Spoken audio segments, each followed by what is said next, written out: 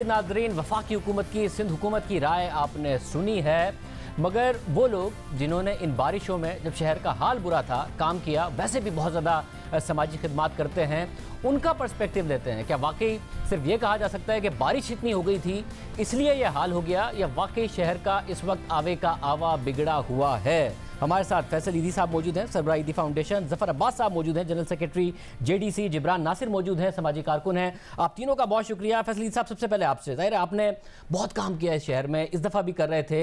ये बस कहा जा सकता है कि बारिशें ज़्यादा हो गई थी, या फिर आपने ओवर द ईयर्स देखा है हर साल की शहर मुसलसल बिगड़ता ही गया है, जिसका हमें खमियाजा भुगतना पड़ा इन बारिशों में? ये जो नाले 100 फीट के थे, अगर आप उनको 20 फीट का कर देंगे तो फिर पानी सड़कों पे ही आएगा, गलियों में आएगा, घरों में आएगा।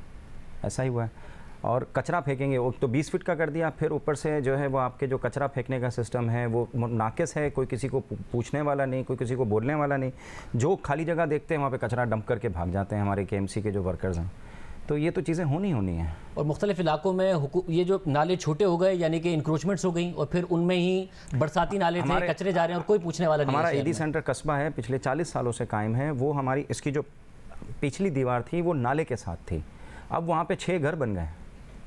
मतलब हमारा जब दरवाज़ा खुलता था तो नाले के पास खुलता था, अब वो 6 घर बन गए हैं। उन्होंने बाकायदा मलबा डाल के कब्ज़ा किया है, और सिर्फ उसकी दीवार के साथ नहीं, पूरी लाइन से जो है उस सामने की तरफ इस तरफ घर बने, और वो सारे मज़दूर गरीब लोगों के घर हैं। आप अगर गिराओगे भी तो मुतबादिल नहीं दोगे उनको। मतलब पहले तो आपके लोगों ने उनको बेचा, जो नालों की रखवाली करते थे। अब जो है वो इनको गिराने की बातें हो रही हैं। तो आप कम से कम इंसान तो समझें उनको। ठीक है, उनको गिराना ज़रूरी है क्योंकि शहर अब डूब रहा है, सारे इश्यूज़ हैं, ज़रूरी है ये चीज़ें, लेकिन मुतबादिल तो दें लोगों को। आप मुतबादिल नहीं दोगे तो यहाँ से हटेंगे, फिर किसी फुटपाथ पे जाके बना लेंगे, फिर किसी रेलवे लाइन पे जाके बना लेंगे, जो केसीआर का मसला चल रहा है। मैं जफ़र, आप बताइएगा, ये बारिशें बहुत ज़्यादा हो गई, या आपके ख्याल में भी इस शहर में मुसलसल, आप क्योंकि साल से काम कर रहे हैं, हालत ही इतनी ख़राब हो गई थी कि ये होना ही था जो इस शहरियों ने भुगता है, चाहे वो कोई सा भी इलाका हो, डीएचए से लेकर सुजानी तक, सब ने भुगता है?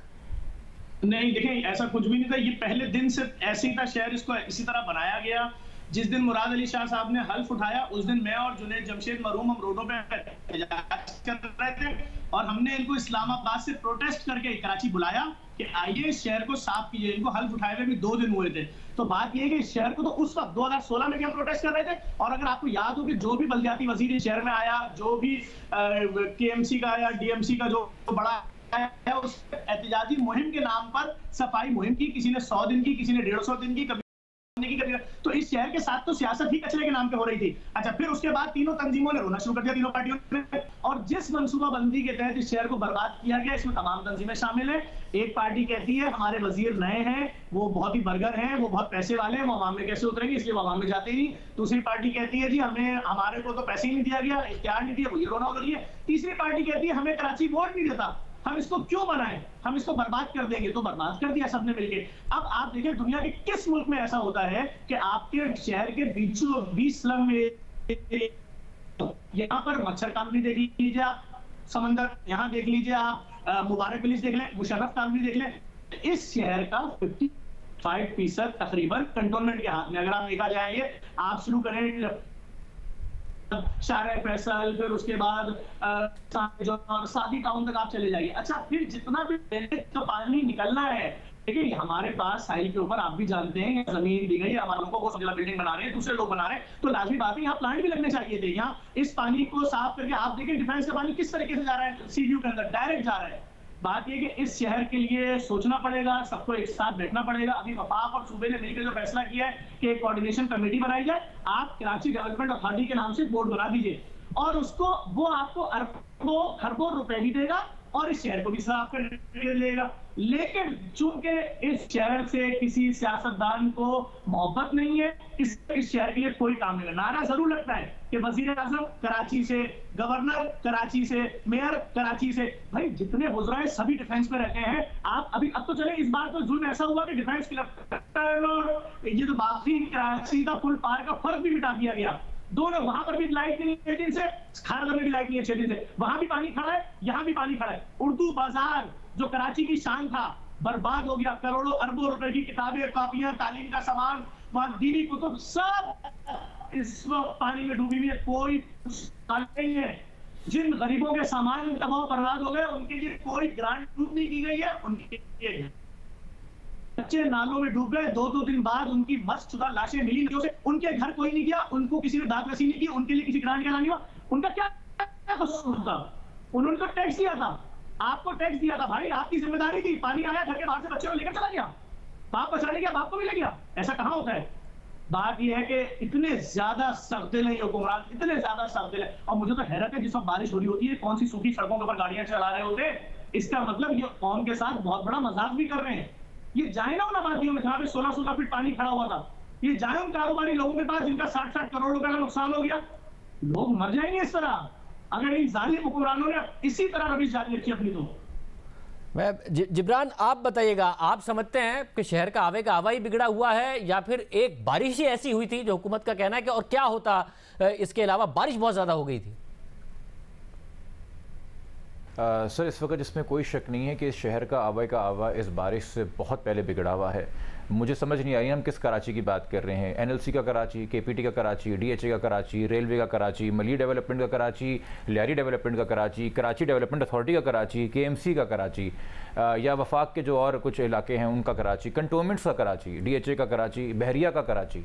आपने इतने सारे इदारे बना दिए हैं और उनके इतने इख्तियारात बांट दिए हैं कि अगर ये कौम, इस शहर की आवाम चाहे तो मिल के तयन नहीं कर सकती कि जिम्मेदारी किसके सर पे आती है। हर कोई टोपी घुमाते हुए रहता है और मेरे ख्याल में जो इख्तियारात की जंग है या लड़ाई है या ये जो रेल पेल है, इससे एक फ़ायदा हो गया है। वो वफाकी हुकूमत हो, वो सूबाई हुकूमत हो, वो शहरी हुकूमत हो, कि वो आराम से अपने गले से हार उतार के दूसरे को पहना दें, बोल दीजिए कि सारा का सारा कसूर इनका था।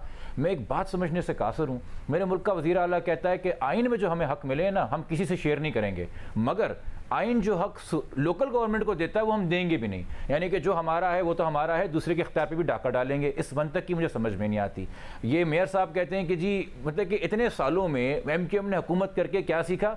हमें गिनवाना हर इंटरव्यू में, कराची में इतने नाले हैं, कराची में इतने नेचुरल नाले हैं, इतनी नदियाँ हैं और उन पर इतनी इंक्रोचमेंट हुई हुई है। यार हर चीज़ का तो आप अपने साबका कायद के ऊपर सहरा नहीं बांध सकते ना। ये इंक्रोचमेंट तो आप नहीं कह सकते कि किसी बंदूक की नोक पे आपसे करवाई गई थी। आप अगर अपने वोट बैंक को फैसिलिटेट करने के लिए प्रॉपर शहर को प्लान नहीं कर रहे थे और मौजूदा एग्जिस्टिंग एमिनिटीज़ प्लॉट के ऊपर और नालों के ऊपर इंक्रोचमेंट कर रहे थे, तो आज आप बैठ के सर नोच रहे हैं। और ये जो सीबीसी और डीएचए की बात है जिसके ऊपर जी इतनी वावेला हो रहा है और इतना प्रेशर डाला जा रहा है कि आप शोर ना करें और बात ना करें, और आज का जो मुजाहरा था उसके अंदर भी इन्होंने एक शोर और रक्स क्रिएट करने की कोशिश की कि कोई से असल गुफ्तगू ना हो सके।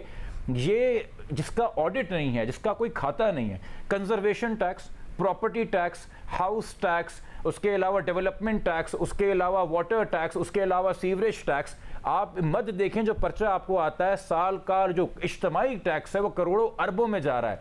मगर आज मैं जो खड़ा काम कर रहा हूं 3 दिन से डीएचए में, एक मैंने सीबीसी की पंपिंग मशीन नहीं देखी। मैंने देखी आर्मी की आ रही बड़ी पंपिंग मशीन है, जबकि कंटोनमेंट भी मिलिट्री के तहत चलने वाला इदारा है, यानी कि सीबीसी की अपनी कोई इन्वेंट्री नहीं है। मैंने नहीं देखा कि क्या हमारे बजट से कोई इन्वायरमेंटल स्टडी करते हैं। अगर इन्होंने रिक्लेम करके फेज 8 बनाना था, इन्होंने मलीर नदी का मुंह बंद करना था, इन्होंने फेज 7 एक्सटेंशन बनाना था, तो आम आवाम तो ये सोच के इस पॉश इलाके में खरीद रही थी प्लॉट कि जी इन्होंने सारी स्टडीज कर ली होंगी, इनको पता होगा कि क्या असरात पड़ेंगे क्लाइमेट के। अब सब कुछ डाल देना एक्ट ऑफ गॉड पे कि जी अनप्रेसिडेंटेड। मगर अब जाहिर जो बुराई होनी थी, आप तीनों का ही कंसेंसस है कि बहुत ज़्यादा बुरा हो गया। अब आपको जिब्रान उम्मीद नज़र आ रही है कि कम से कम वफाक और सिंध मिलकर बैठ रहे हैं, इदारे भी साथ बैठे हैं कि चीज़ें ठीक हो सकें, जब कह रही है वफाकी हुकूमत? कराची का इजी सोल्यूशन तब तक नहीं हो सकता जब तक ये तमाम पार्टियां अपनी सेल्फिशनेस नहीं छोड़ेंगी। आप इसको एक जगह कहते हैं माशी हब, एक जगह कहते हैं मेट्रोपॉलिटन सिटी, एक जगह कहते हैं दुनिया का छठा, तीसरा, चौथा सबसे बड़ा शहर, मगर हम इसको वो स्ट्रक्चर नहीं देना चाहते। कंपैरिजन न्यूयॉर्क से करेंगे, लंदन का करेंगे, आइए चंडीगढ़ को वॉल स्ट्रीट बोलेंगे, मगर यहाँ पे मेयर के वो इख्तियारात नहीं होंगे, यहाँ पे पुलिस जो है मेयर के ताबे नहीं होगी, यहाँ पे डेवलपमेंट अथॉरिटीज जो है वो कंसल्टेड एफर्ट से काम नहीं करेंगी, यहाँ पे ये नहीं होगा कि सड़क के इस साइड का हिस्सा जो है वो सीबीसी उठाएगी और सड़क के इस साइड का हिस्सा जो है केएमसी उठाएगी, और साइड का जो हिस्सा है वो सॉलिड वेस्ट मैनेजमेंट अथॉरिटी उठाएगी।